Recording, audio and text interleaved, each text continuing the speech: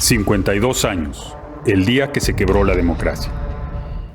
Muy buenas tardes, amigas y amigos de Piensa Prensa. En este nuevo ciclo de conmemoración de los 52 años de dictadura civil-militar de Augusto Pinochet, nos encontramos con don Víctor Malhue Navarro, quien es sobreviviente de esta cruel dictadura. Muchas gracias por estar acá, don Víctor. Sabemos que es muy difícil dar testimonios así. Agradecemos mucho su presencia aquí. Sabemos que usted estuvo recluso en distintos centros de detención clandestina.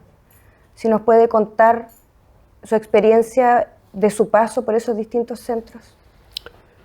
Fue una experiencia bastante traumática desde el momento mismo de la detención o secuestro. Yo le llamo secuestro porque mi familia nunca supo dónde me tuvieron detenido. Yo trabajaba, era funcionario del Comité Central del Partido Comunista en Teatinos 416. Ahí fui detenido junto a 39 compañeros más que estábamos ahí. Tuvieron más de 2 horas tirándonos bombas lacrimógenas hacia el local, los carabineros. Y cuando ya pensaban ellos que nosotros estábamos ahogados por las bombas que han tirado, subieron. Y cuando nos encontraron, se hicieron los valientes y nos empezaron a golpear. De hecho, a mí, personalmente, me jodieron la vida desde siempre porque con los culatazos y con el cañón del fusil que me pegaron en la columna, se me produjo una hernia que gracias a un médico boliviano pude operarme y en este momento puedo estar aquí en este momento dando mi testimonio, porque ya otro médico me había dicho que tenía que acostumbrarme a vivir con el dolor porque nunca se me iba a quitar. Cuando nos detuvieron, los pacos, ¿le puedo decir los pacos? Por supuesto, disculpen, ¿qué año fue su detención? El 11 de septiembre de 1973. El mismo 11, el mismo día del golpe. Ya. Claro. Los pacos ahí nos robaron a nosotros todos los zapatos. Fuimos 40 los que fuimos detenidos, se robaron 40 pares de zapatos, los 40 calcetines, los 40 partós o chaquetas y las chombas también se las robaron. Todo eso nos robaron y ya nos anduvieron trayendo a pie pelado.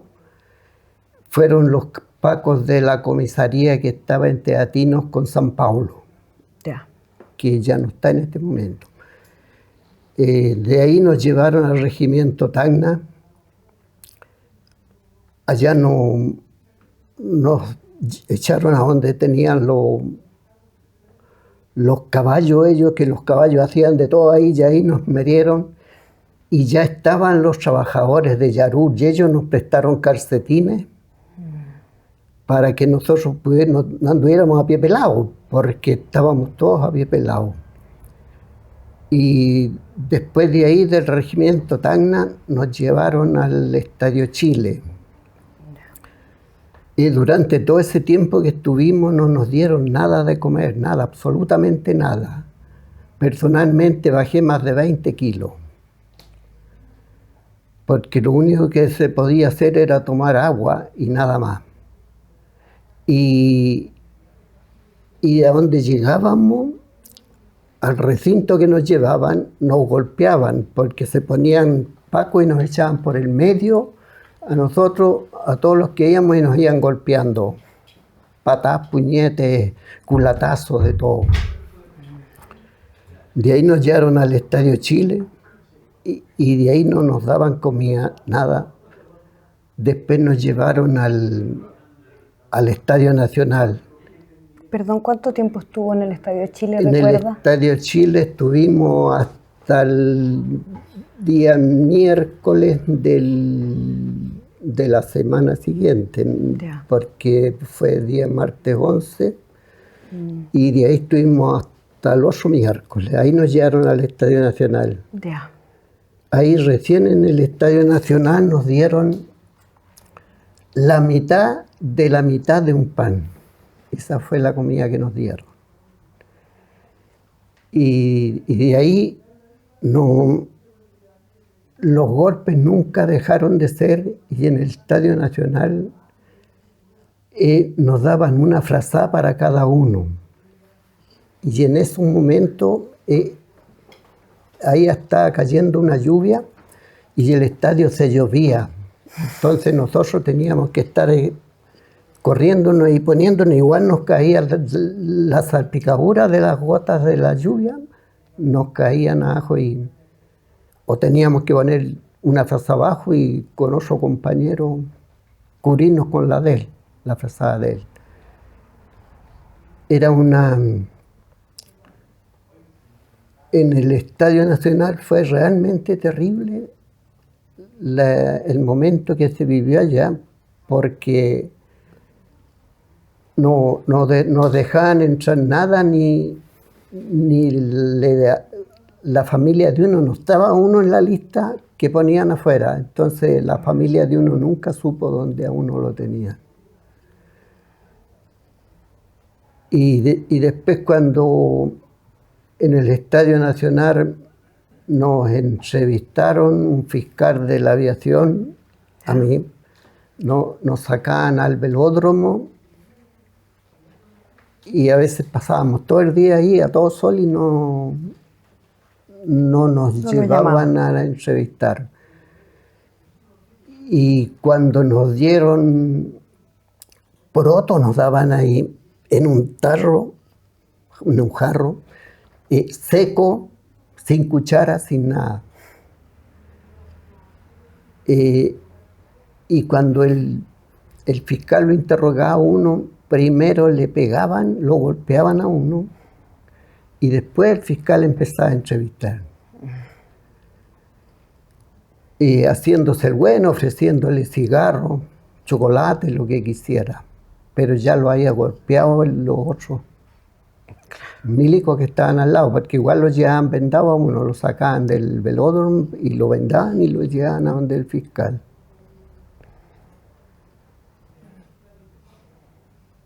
Y fue realmente terrible, porque los golpes que le pegaban a uno eran salvajes, los culatazos, las patadas.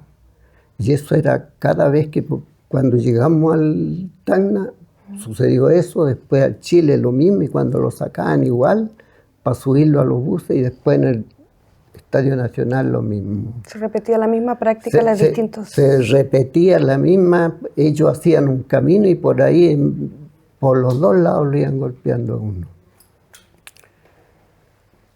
Y fue allá en el Estadio Nacional, fue bastante terrible, porque cuando llegaban unas damas de rojo llevando alguna fruta o algún chocolate, cosas así, la gente desesperada con hambre se amontonaban a donde estaban en la puerta las personas de rojo entregando comida. Y ellos disparaban ahí hirieron varios, donde rebotaban las balas, porque estábamos todos agrupados juntitos, porque éramos muchos los que habíamos.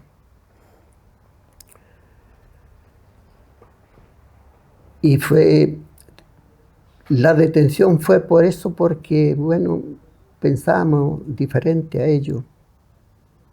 Al menos yo era comunista. Ahí ingresaba el año 60 a las juventudes del partido y después pasé al Partido Comunista. Y seguí siendo, nunca dejé de hacerlo. Y después que salí del Estadio Nacional en noviembre, hasta noviembre estuve en el Estadio Nacional, y de ahí cuando me largaron, estuve un tiempo y después En diciembre ya empecé a trabajar de nuevo, porque no podía, por mis principios, no podía quedarme en la casa. No podíamos tolerar que hubiera una dictadura que no nos permitiera nada. Como se dice, que éramos como los salmones, siempre nadando contra la corriente. Tuvimos que seguir luchando para que algún día se terminara la dictadura. Y después volví a ser detenido el año 81 por la CNI. Estuve en Borgoño. Ahí fue más salvaje los golpes, sí, porque ahí los de la CNI eran más finos para torturar. Me tuvieron colgado en la muralla y nunca me sacaron la venda. Siempre me tuvieron vendado. Llevaban a gente a que me reconociera ahí, para que dijeran ellos si me conocían o no. Y uno dijo que sí me conocía y yo dije que no me conocía, que no lo conocía, porque me preguntaban por otra persona y llegaron a otra persona. Me preguntaban por un compañero del Salto y el que llegaron fue un compañero de la misma población de Pincoya, donde yo vivía. Vivo todavía ahí. Don Víctor, vamos a una pequeña pausa y retomamos esta entrevista. 52 años, el día que se quebró la democracia. El 11 de septiembre de 1973, un golpe cívico-militar rompió la democracia en Chile, inaugurando una de las épocas más oscuras de nuestra historia. Un periodo marcado por la violencia de Estado, la persecución política y la violación sistemática de los derechos humanos. La memoria sigue siendo una herida abierta, pero también es una herramienta fundamental para construir justicia y asegurar que los horrores del pasado nunca se repitan. En esta serie de entrevistas conmemoramos y honramos a quienes vivieron ese horror en carne propia. Sus voces, silenciadas por la dictadura, hoy se levantan con fuerza para narrar los testimonios de detenciones y torturas. En Piensa Prensa, como medio de prensa alternativa comprometido con los derechos humanos, a través de este trabajo queremos recordar que la verdad y la memoria son un faro indispensable para el futuro de nuestra sociedad.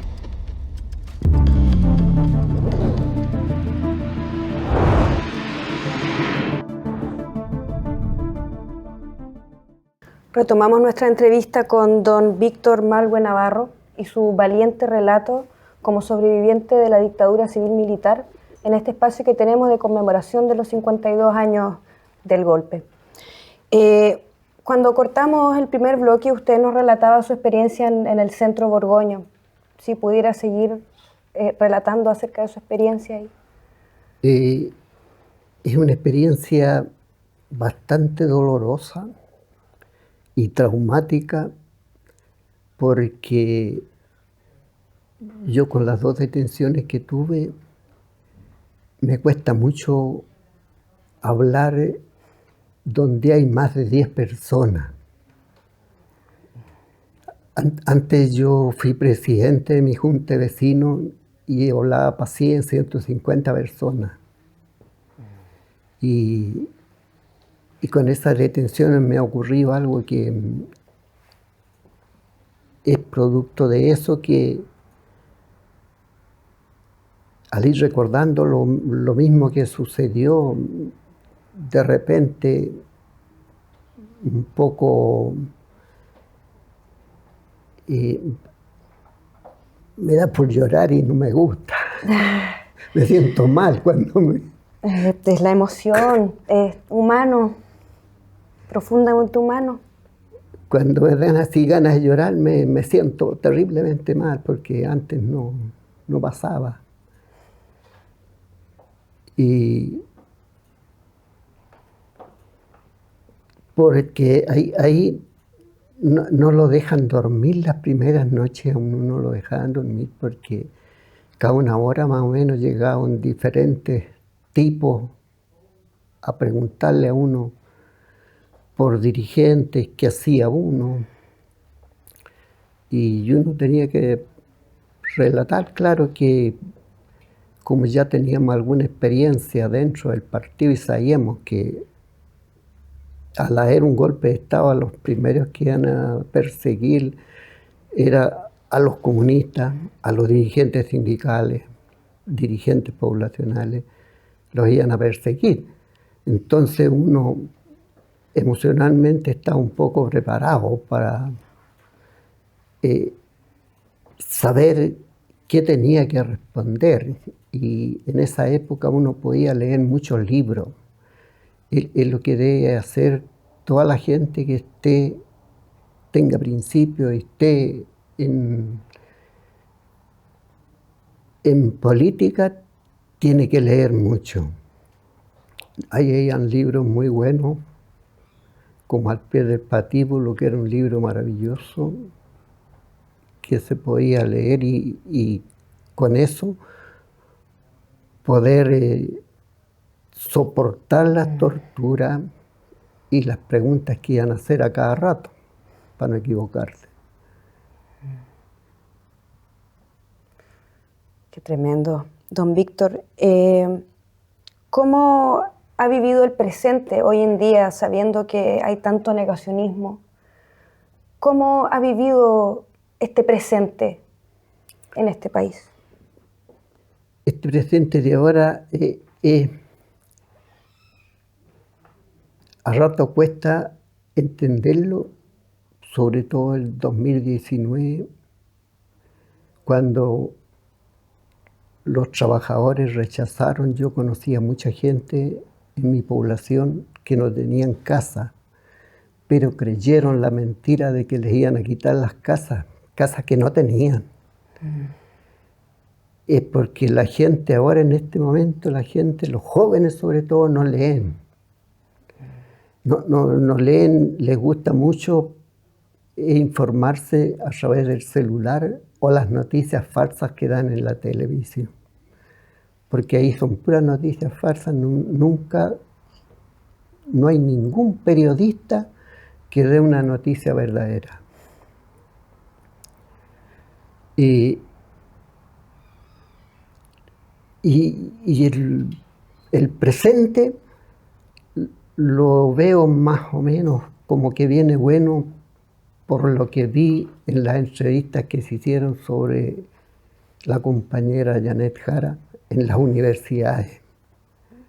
Porque los jóvenes les gustaba lo que ella decía y aplaudían mucho, y pienso que gracias a esa juventud ganó la compañera Janet en la primaria. Y sería bueno que la juventud leyera más. Es verdad que es difícil leer ahora porque ahora son terriblemente caros los libros. Claro. Y los sueldos son malos, son malísimos, muy bajos. Sobre todo las pensiones para nosotros los viejos son miserables. Yo veo personas de edad que después que termina una feria ellos van a recoger cosas a la feria. Y eso no lo dice nadie, ni lo van a decir los diarios, ni lo dicen los políticos tampoco, porque los políticos no bajan a las poblaciones, salvo van cuando llegan los periodos eleccionarios. Ojalá aquí los viejos, como uno, que ya luego seguramente vamos a partir porque a los 83 años es poco lo que nos queda, y la juventud entiendan que la derecha miente y la derecha es la que ha propiciado los golpes de Estado, las matanzas de trabajadores que han habido. En todas las matanzas ha sido un presidente de derecha. Y para mí, personalmente, la derecha toda es fascista. No hay ninguno que se le pueda llamar demócrata. Porque del momento que ellos piensan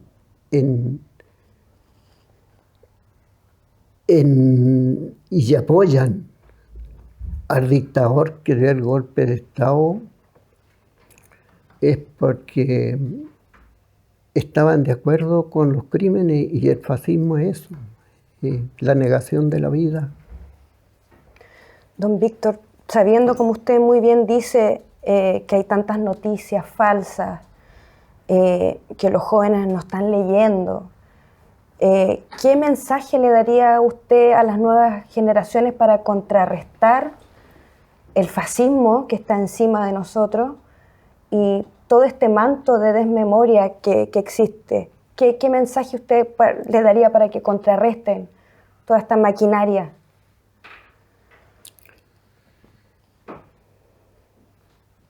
Yo tengo fe en la juventud que está en las universidades en este momento. En este momento, porque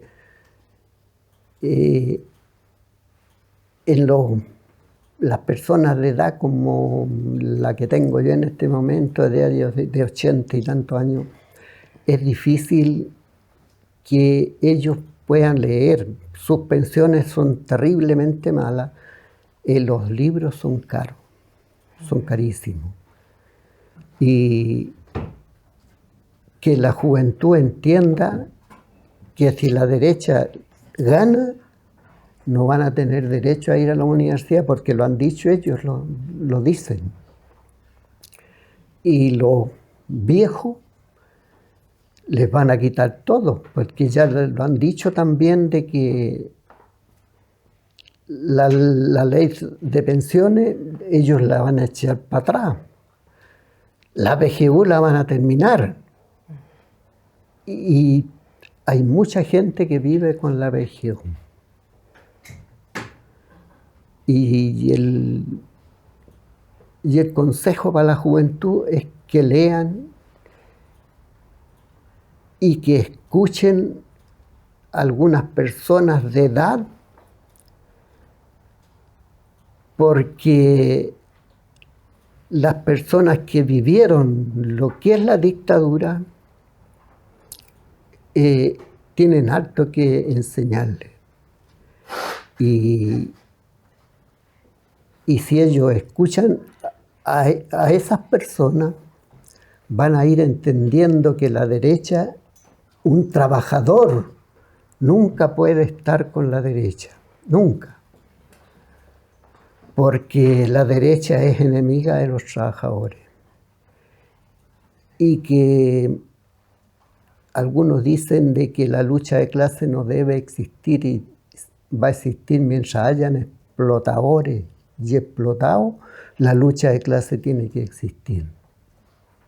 Muchas gracias, don Víctor, por su valioso relato, por este mensaje que le está dando a las nuevas generaciones que es tan necesario hoy en día. Y bueno, es muy importante lo que usted dice de los diálogos intergeneracionales, que los jóvenes hablen con los mayores. Eso es muy necesario. Volvemos a reiterar las gracias por su presencia aquí. Sabemos que no es fácil, pero es muy valioso, sobre todo en estos tiempos. Muchas gracias, don Víctor. Las puertas están abiertas. Gracias a ustedes. Y hay muchas cosas que le sucedieron al pueblo trabajador en dictadura y que no se saben. Éramos 40 jóvenes en aquella época que anduvimos a pie pelado hasta en el Estadio Nacional. Por allá cerca del 30 de septiembre, ahí nos pasaron zapatos. Pero mientras tanto estuvimos a pie pelado. Tremendo. Y ese fue un robo. Y por eso que lo que hacen en este momento los pacos, lo que hacen los militares, para uno que lo vivió, no es de extrañar, uno no lo extraña mucho porque ellos han sido toda su vida ladrones. Eso no se olvida. Muchas gracias por estar aquí y por recalcar eso y por transmitirle eso a las nuevas generaciones. Muy importante. Gracias a ustedes. Bueno, ya sabe, amigas y amigos de Piensa Prensa, vea esta entrevista, compártala y difunda. Es necesario hacer memoria, sobre todo en estos tiempos. Hasta pronto. 52 años, el día que se quebró la democracia. El 11 de septiembre de 1973, un golpe cívico-militar rompió la democracia en Chile, inaugurando una de las épocas más oscuras de nuestra historia. Un periodo marcado por la violencia de Estado, la persecución política y la violación sistemática de los derechos humanos. La memoria sigue siendo una herida abierta, pero también es una herramienta fundamental para construir justicia y asegurar que los horrores del pasado nunca se repitan. En esta serie de entrevistas conmemoramos y honramos a quienes vivieron ese horror en carne propia. Sus voces, silenciadas por la dictadura, hoy se levantan con fuerza para narrar los testimonios de detenciones y torturas. En Piensa Prensa, como medio de prensa alternativa comprometido con los derechos humanos, a través de este trabajo queremos recordar que la verdad y la memoria son un faro indispensable para el futuro de nuestra sociedad.